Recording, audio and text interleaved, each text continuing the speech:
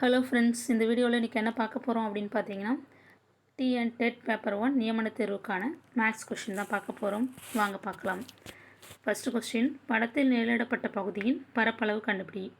இங்கே பிசியின் மையப்புள்ளி இ இது இருக்கு இல்லையா, இந்த படம் தான். இந்த படத்தினுடைய இதில் ஷேட் பண்ணியிருக்கோம் இல்லையா ப்ளூ கலரில், இதனுடைய பரப்பு தான் கேட்டிருக்காங்க. இது என்ன வடிவம் அப்படின்னு பார்த்தீங்கன்னா செவ்வகம். நம்மளுக்கு தெரியும்.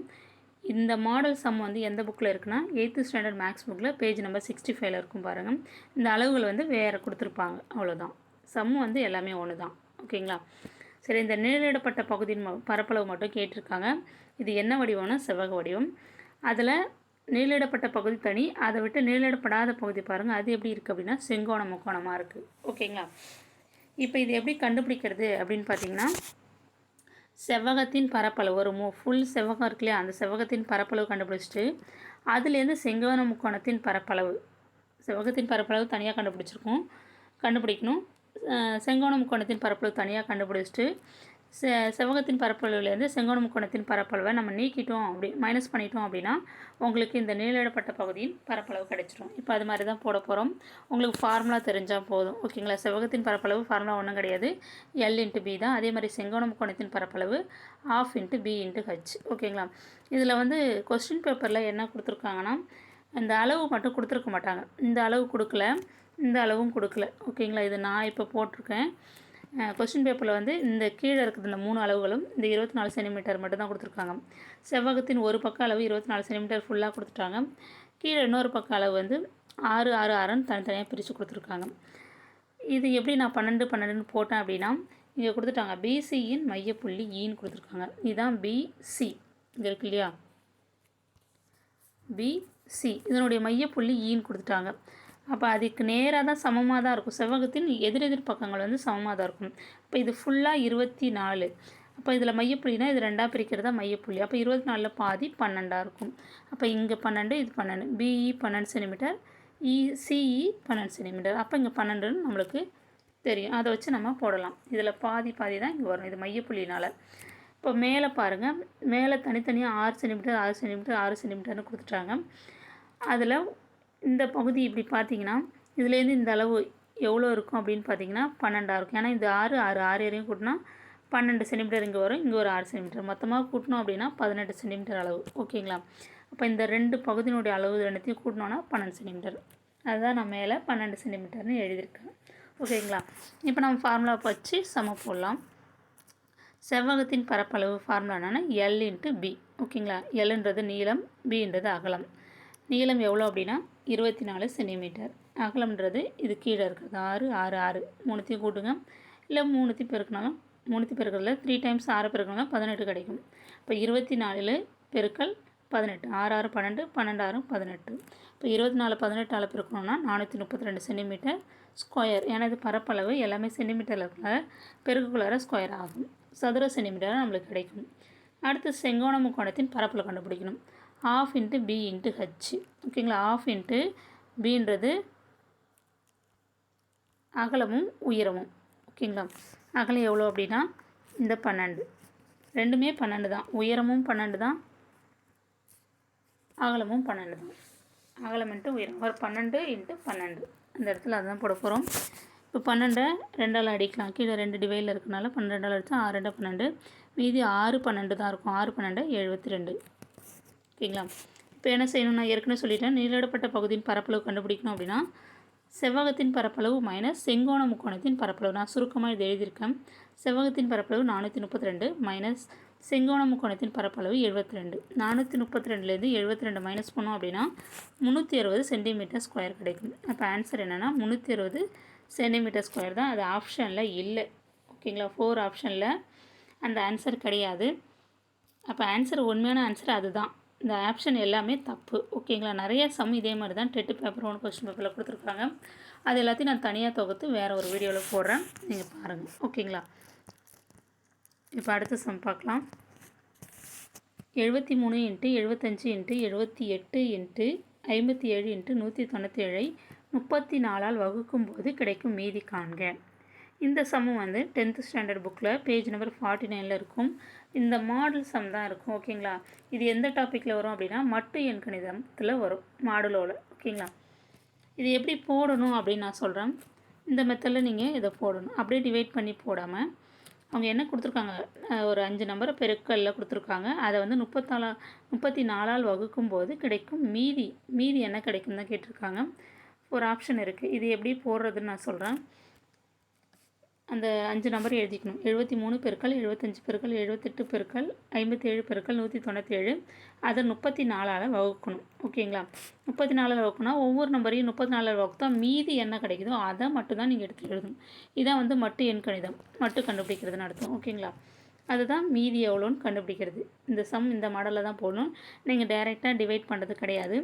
73 34ஆல் தனியாக வகுத்து பார்க்கணும். ஓகேங்களா? வகுத்தீங்க அப்படின்னா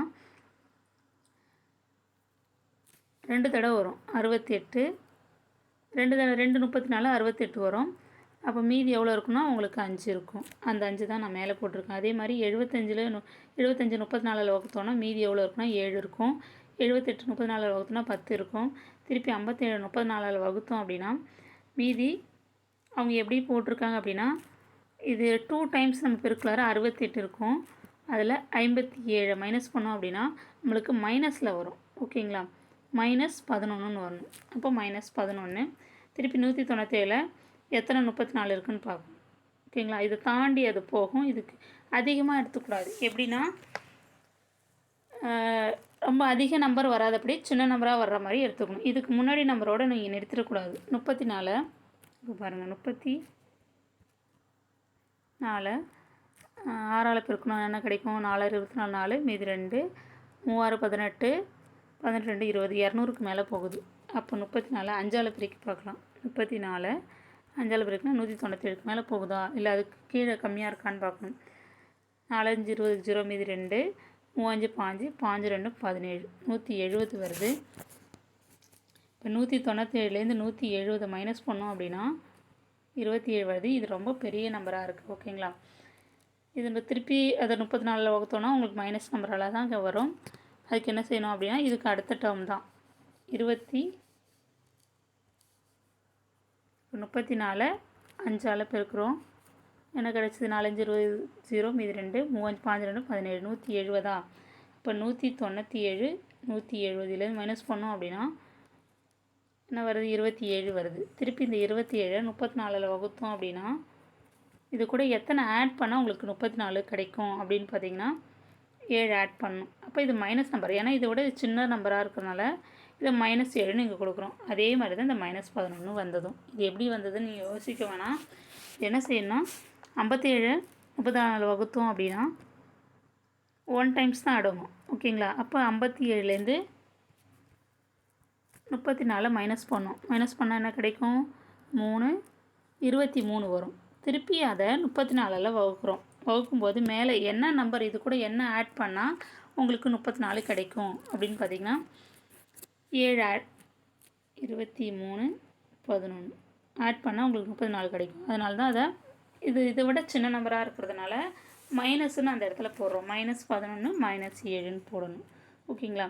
திருப்பி என்னெல்லாம் ரிமைண்டர் கிடச்சிருக்கோம் மீதி கிடச்சிருக்கோம் அது கீழே பெருக்கல் எடுத்து எழுதுகிறோம். கீழே 34ஆல் வகுக்கிறோம். வகுக்கிறதுனா டைரெக்டாக வகுக்கிறது கிடையாது. இது ரெண்டுத்தையும் 34 வர மாதிரி 7 35 பெருக்கிக்கோங்க. இந்த 10 அப்படியே வச்சுக்கோங்க. 77 அப்படியே வச்சுக்கோங்க. ஓகேங்களா? திருப்பி இந்த 35 34 வகுத்தோன்னா மீதி 1 இருக்கும். திருப்பி 77 34 வகுத்தோம் அப்படின்னா மீதி 9 இருக்கும். ஓகேங்களா?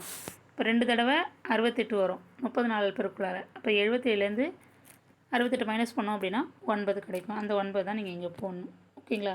மீதி என்ன இருக்குது? 10 9 1 10 9 90 90 34 வகுத்தோம் அப்படின்னா உங்களுக்கு அவங்க மீதி தான் கேட்குறாங்க. நீங்கள் மீதியை தான் பெருக்கி பெருக்கி கீழே போட்டுகிட்டே வரணும். ஓகேங்களா? இந்த மெத்தடில் தான் போடணும்.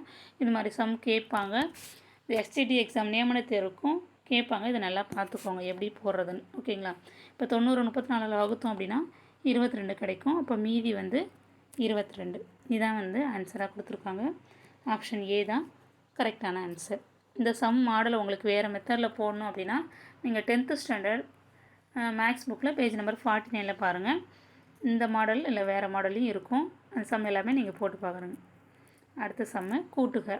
இது எல்லா நம்பரையும் போட்டு கூட்ட வேண்டியதான். எல்லாமே ஆனால் டெசிமலில் கொடுத்துருக்காங்க, தசம எண்களில்.